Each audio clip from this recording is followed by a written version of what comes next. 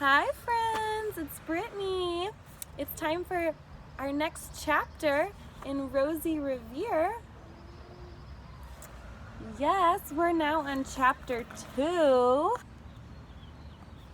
Here we go. I'm sitting outside here in the play yard enjoying this beautiful day. Here we go. Ada and Iggy had been helping Rosie all morning. She was trying to invent something for her uncle, zookeeper Fred. Uncle Fred had a big snake problem, and a little snake problem, and a green snake problem, and Uncle Fred had an every kind of snake problem. Every kind of snake in the zoo loved him. They slithered out of the cages and into his office. They hid in his desk, in his pockets, even in his lunch. One day, a smooth green snake named Vern hid in his sandwich. Uncle Fred thought that Vern was a wiggly pickle and almost took a bite. After that, Uncle Fred called Rosie. She invented a contraption to scare away snakes. She called it the Snake Away. It failed. She tried again and again and again. Rosie invented 5 models. They all failed, but she did not give up. Uncle Fred needed her help. Rosie had hoped that the Snake Away Model 5 would do the job. She looked at the mess. The fake snake on the table was covered in ketchup. It looked like a gigantic striped French fry with fangs. Uncle Fred would not like an invention that left ketchup all over his desk. He was a mustard kind of guy. And besides, it might attract ants and possibly French fries. Here's a picture.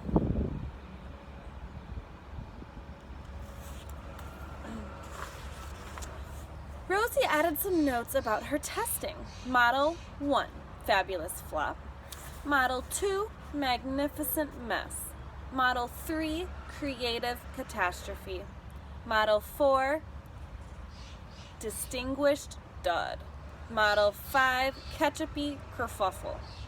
The 3 friends cleaned up the mess, then they shared peanut butter and honey sandwiches and talked about why the test failed. After lunch, Ada and Iggy went home and Rosie kept working.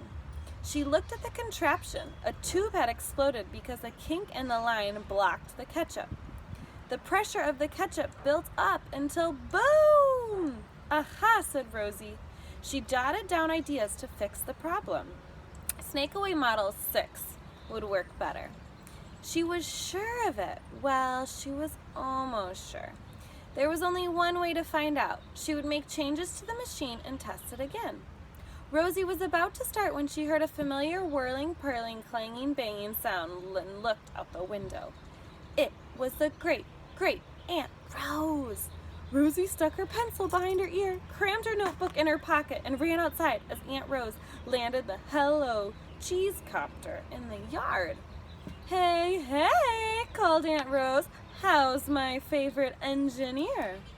Aunt Rose hopped out of the aircraft and twirled Rosie around in a giant hug. My new invention is a disaster, said Rosie. Brilliant, said Aunt Rose. Tell me about it on the way. Are we going somewhere? Asked Rosie. You bet we are, said Aunt Rose. And there's no time to lose. This is an emergency.